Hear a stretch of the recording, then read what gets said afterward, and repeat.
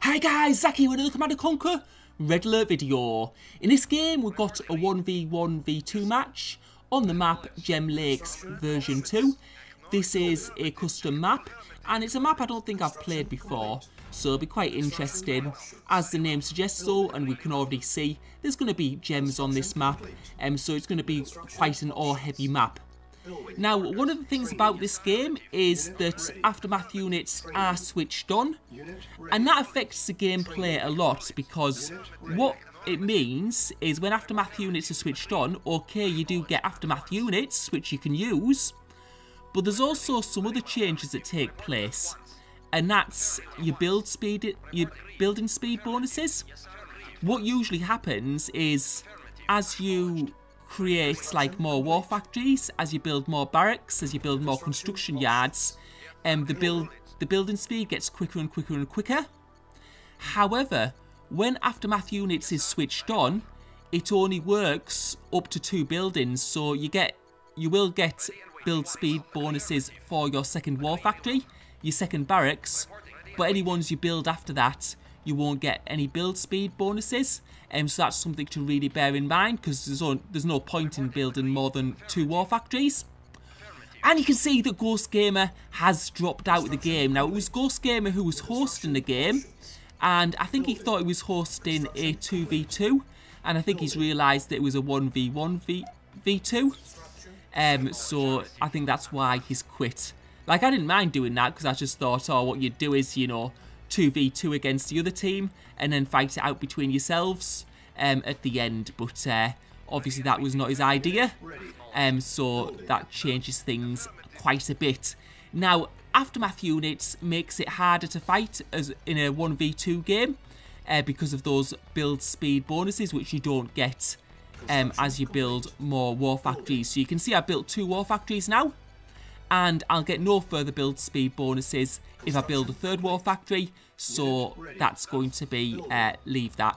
Now, what I'm going to build early is a Tesla coil, and the reason is one of the units, one of the aftermath units which Soviet players can use is Tesla troops, and in order to build Tesla troops you first need to build a Tesla coil, so that's one of the reasons I'm building it, because Tesla troops are really strong, and what makes them really strong is that they can't get squashed by other tanks. So if you could build Tesla troops, they're a really good addition to your force. They are very expensive and they are very slow to build, but they do pack a punch. So, and since I can't build any more tanks any faster, I am going to be building them. And now I'm just going to focus on my economy, build some more ore refineries, just to make sure I don't run out of ore and get that maximum production of tanks and Tesla troops that I can. And now we're going to go up, have a look around, and just find out where the enemy is. So yeah, you can see what I've noticed about this map as well is there's a lot of cliffs, which is going to make it quite hard to maneuver around this map, because it's the tracking on this game is not great. And you can see that Red is going for an attack on my base, so he's brought some tanks round the back, and there's not too many, so I'm not too worried. You can see I've got the Tesla troops, we're going to see them in action, and you can see the fire Tesla, and they're going to be able to quite easily deal with those tanks, because Tesla troops do a great deal of damage. And yeah, there's not, like, they can't get squashed. I mean, a big weakness for Tesla troops is probably like pillboxes they won't do too well against, or flame towers, so they won't do very well against base defences. And now I'm going to build an extra MCV just to get that build speed bonus from buildings. And we're moving up the map. And another thing Tesla troops don't like is missile launchers, because missile launchers are very strong.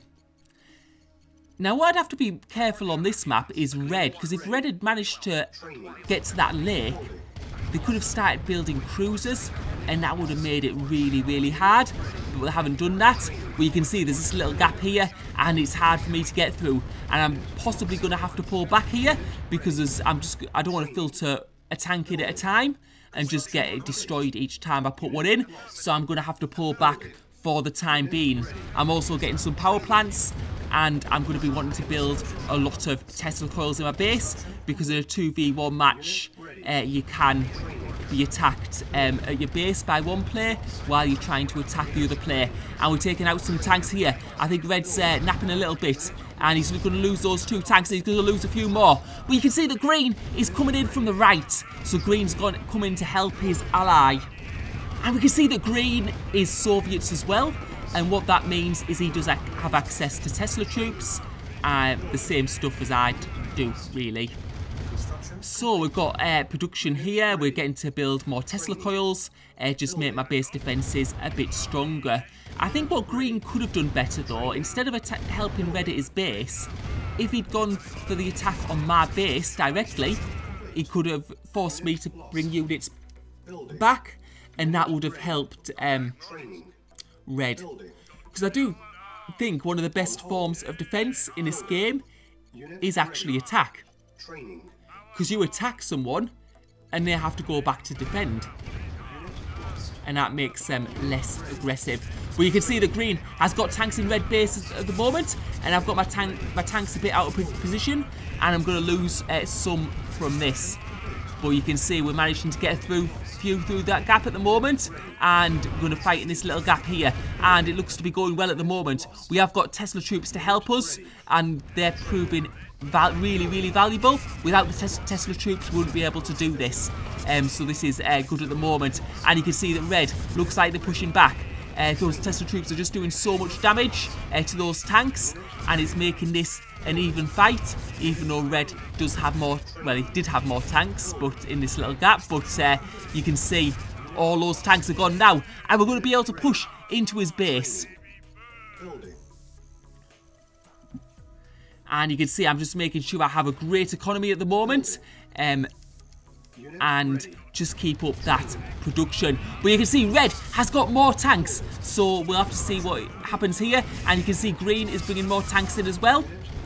So this is making this a tough fight, and we'll have to see if we can break him at the moment. But he seems to be, well, it's almost like he's going to hold on, has the upper hand, but then as the Tesla troops are just doing so much damage that he suddenly doesn't.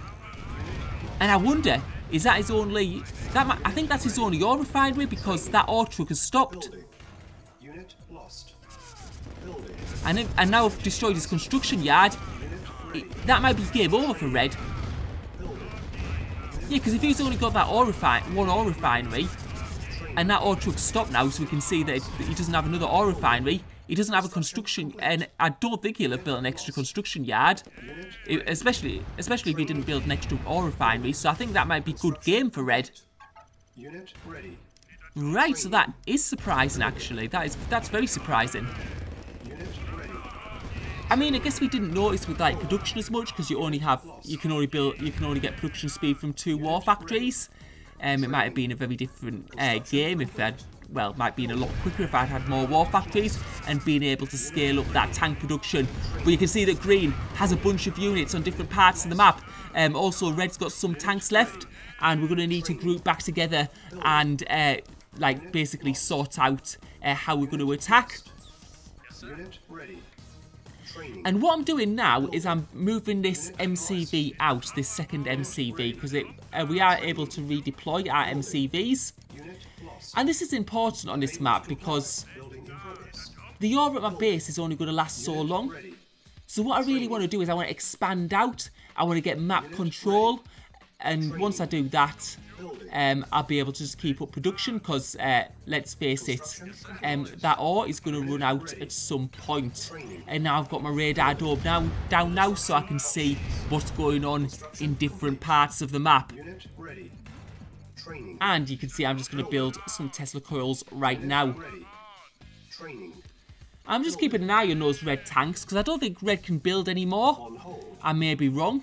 He might have an MCV somewhere else on the map, so we'll just have to wait and see.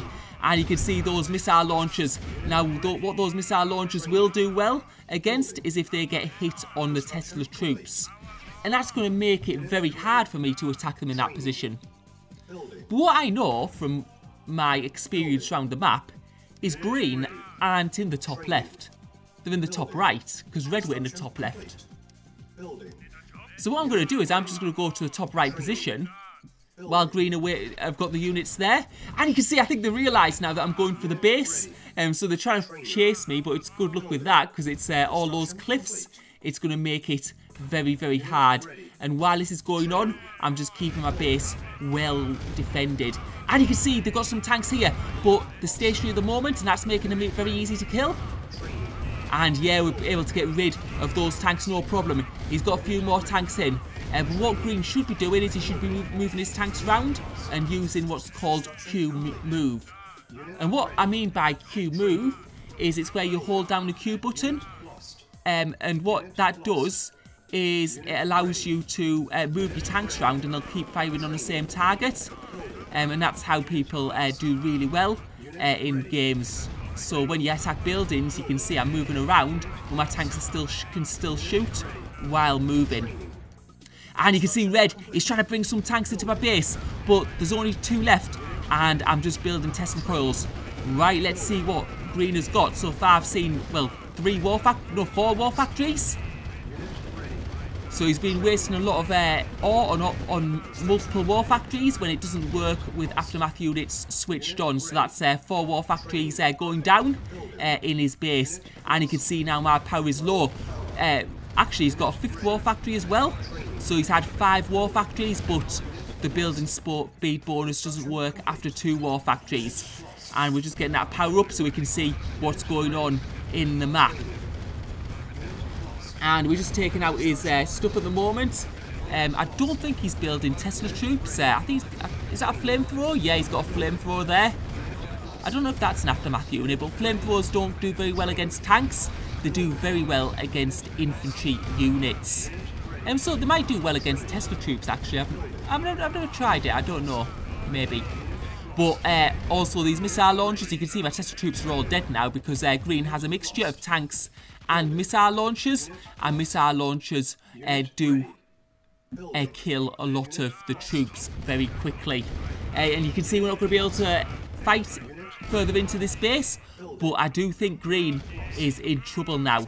And it all depends, has green expanded to the bottom right area? Because if he has, he could be building a base there that we don't know about. And now I'm taking my troops up. And we're going to go for the attack on green's base. And it doesn't look like green's going to have enough to defend here. We're moving around, we're destroying these 3 tanks. And now we're going to be able to get into his base. And his units won't be building quickly enough at the moment. And yeah, you can just see me making sure I'm keeping up that production of both tanks and troops. And we're going to go on the attack now. And it doesn't look like there's much that green can do at this point. We're going to destroy those tanks. And you can see he's got a... I guess he's got a airfield, which is quite good because you can get spy planes. It gives you a better map visibility. The only problem on this map is that the shroud regrows. So you'll see an area for a little bit, but then it'll soon become invisible again. And it looks like green has no answer to this, and we're able to take his base. So question is, does he have a base elsewhere? Does red have, for that matter? And we're able to destroy that airfield. Now, unfortunately, it is on destroy all, so that makes it a bit, we don't know what's going on at the moment. But those... Yeah, so you can see those ore trucks look to be stationary, and that looks like green is out of the game, but we can see the red unit moving, the red ore truck. So I wonder if that means that red do in fact have something else elsewhere on the map. And you can see that green's coming on for the attack. He's got missile launchers, he's got tanks. But he's bringing in one at a time, and this is going to be no good because they're going to be taken out very, very easily. And remember, I've got Tesla coils in my base, so if they do get to my base, they've got to contend with those as well as a constant stream of units coming out. And that was not very useful for green in that instance. Unit ready. Training. Unit ready. And what we're doing, we can see that green's got tanks here, so is he protecting something? That's the question. Unit ready. And what was going on with red, because we saw him moving that ore truck around, so it depends, does he have any base left? Because he could be building up at this point. And now we're able to destroy those those green tanks. But you can see it's very hard when you get around this point because of the cliffs. It makes it very hard to move units. We can also see he's still got some missile launchers back, and something's attacking my base right here. So I'm going to need to investigate this. You can so we'll have a look. And it's a green heavy tank, but there's only one there, and now we've got a Tesla coil there, so it's going to be no more. And I think at this stage we can see that there's going to be no coming back from red and green at this point, because I just don't see the units. I don't, even if they do have other bases, they don't have the big numbers of units there. And there is the ore truck.